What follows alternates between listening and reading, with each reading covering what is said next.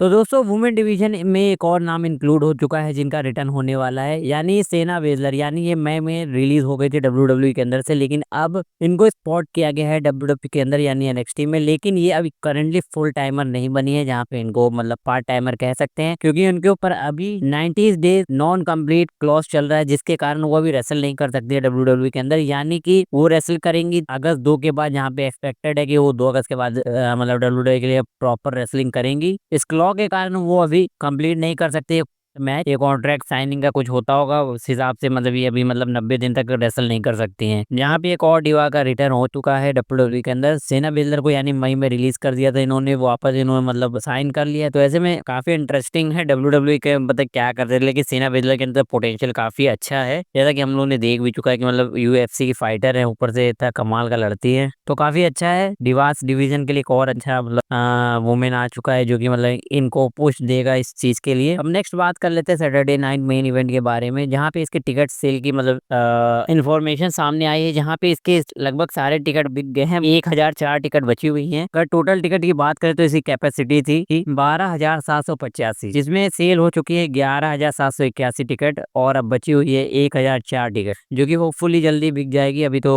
एक दिन का समय बाकी है सैटरडे नाइट मेन इवेंट के लिए, और लास्ट में टिकट जल्दी बिकती है, जैसा कि हमें पता है डब्ल्यू इस चीज को जल्दी भेज देगी। लास्ट में शायद 100 या 200 टिकटें बचेंगी। अगर टिकटों की बात करें तो मतलब इसका प्राइस मैं चेक कर रहा था तो इंडियन करेंसी में तो काफी ज्यादा है, क्योंकि एक टिकट की वैल्यू $900 है। और मैं देख रहा था ये तो मतलब लोअर और अपर के लिए था, जहाँ पे रिंग साइड की टिकट देख के तो मैं हैरान हो गया, $3000। भैया मैं 100 बार सोचूं इस मैच को देखने के लिए। आप इंडियन करेंसी में बताइएगा इस एक टिकट की प्राइस कितनी हो। अब टिकट की बात ही चल रही तो एवोल्यूशन की टिकट के बारे में बात कर लेते हैं, जहाँ पे इसकी भी लगभग सारी टिकटें बिक गई है। 331 टिकटें बची हुई हैं, जहाँ पे इसके टोटल टिकट थी 6,652, और टोटल टिकटें अभी तक बिकी है 6,321। जब मैं ये वीडियो बना रहा हूँ तब की बता रहा हूँ, हो सकता है जब तक मैं बनाऊँ सारा सोल्ड आउट हो चुका हो। और इसकी हाइप भी अच्छी खासी बन रही है, जहाँ पे एजे ली का मतलब ह्यूमर है कि मतलब वो रिटर्न करेंगे। उसके बाद पेज का भी र्यूमर है कि वो रिटर्न करेंगे, साथ ही साथ ब्री बेला का भी रिटर्न देखने को मिल सकता है, ऐसा कहा जा रहा है। निकी बेला तो ऑलरेडी मतलब अनाउंस हो चुकी हैं कि मतलब वो दिखने वाली है एवोल्यूशन में, तो काफी सारे रिटर्न देखने को मिल सकते हैं एवोल्यूशन में। तो ये भाई काफी इंटरेस्टिंग होने वाला है। यहाँ पे रिटर्न की बात हो ही चुकी है, तो ब्रेंका बिलर का भी रिटर्न देखने को मिल सकता है हमें, जहाँ पे ट्रक पे इनका एडवर्टाइजमेंट किया गया कि मतलब एवोल्यूशन में। तो ऐसे में टीज किया गया कि ये भी शायद हमें रिटर्न देख करते हुए देखने को मिल जाए, जहाँ पे वो इंजर्ड थी, जैसा कि आपको पता है उनको भी इंजरी हो गई थी। तो ऐसे में र्यूमर है कि वो बैटल रॉयल में हमें देखने को मिल सकती हैं, जहाँ पे उनका रिटर्न हो सकता है। तो काफी सारा हाइप बना रखे हैं डब्ल्यू वाले एवोल्यूशन के लिए। कुछ चेंजेस हुए हैं, जैसे कि मतलब लिम मॉर्गन इंजर्ड हो गए, उसके बाद काफी सारे प्लेयर्स में इनके चेंज हुए हैं, लेकिन तो अब जो होना तो हो चुका है। अब मंडे को होना है ये 14 जुलाई को, तो हम लोग देखने वाले हैं कि मतलब क्या क्या रिटर्न देखने को मिल सकता है हमें। तो आप एक्साइटेड है कि नहीं, कमेंट बॉक्स में बताइए। अगली न्यूज आ रही है डब्ल्यू को लेकर, जहाँ पे फैंस बोर हो चुके हैं डब्ल्यू से, जहाँ पे इंटरनेट पे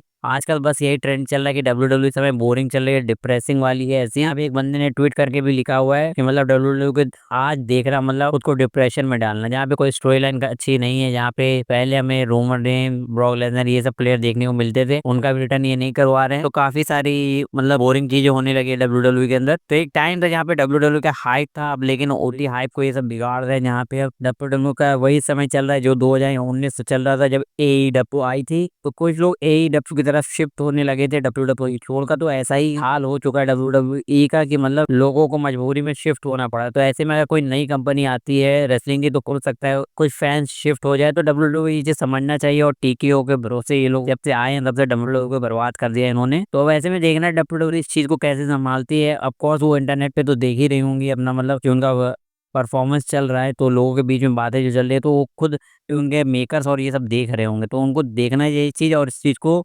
समझना चाहिए। लास्ट न्यूज आ रही है कोडी रोड और रोमन रेंज को लेकर, जहाँ पे कोडी रोड और रोमन रेंज का मैच हमें देखने को मिल सकता है, जो कि रेसलमेनिया बाद टीज किया गया था, लेकिन वो हुआ नहीं। जबकि समर स्लैम में जब रोमन रेंज रिटर्न किए थे, तो इनके बीच में मैच होने की मतलब संभावना दिखाई गई थी, लेकिन उसको अभी तक किया नहीं गया है। यहाँ पे अभी आपको पता होगा कि जब रोमन रेंज रिटर्न करेंगे तो उनका OTC1 करके उनका नाम बुलाया जाएगा, या फिर या TC1। तो ऐसे में एक र्यूमर आया है, मतलब ट्वीट आया है, कुछ भी कह सकते हैं, कि जहाँ पे जब रोमन रेंज और कोडी रोड का मैच होगा, तो इनका मैच जो कराया जाएगा उस नाम से कराया जाएगा, EC1 वर्सेस QB1, जो कि एक वियर्ड सा नाम उन्होंने दे दिया है। अब देखना है कि क्या होता है, कि रोमन रेंज का पहले रिटर्न तो हो जाए, उसके बाद उनका नाम चेंज हो, वो बात अलग है। तो वो आप देखना चाहते हैं कि नहीं रोमन रेंज को वापस करते हुए, और इस नाम से आप आपको क्या लगता है कि मतलब OTC1 करना इनका या फिर TC1 करना जो नाम है सही है कि नहीं WWE के लिए। आज के लिए बस इतना ही है, कमेंट बॉक्स में आप बताइए आपको कैसा लगा ये न्यूज़ और आप अपडेट हो गए होंगे नहीं। तब तक के लिए बाय, अब मिलते हैं नेक्स्ट वीडियो में हम लोग।